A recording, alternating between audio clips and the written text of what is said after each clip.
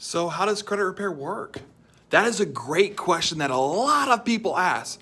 So traditionally, credit repair is where you find inaccuracies and errors on your credit report, and then you dispute them using basic and simple dispute letters that you find online. Unfortunately, over time, these templates have become less effective because of their overuse, and the basis of the letter doesn't really ask for the correct solution. When done right, credit repair is very effective. At ASAP Credit Repair, we have developed a process where we can test the items on your credit report using a customized strategy that details the error that needs to be corrected.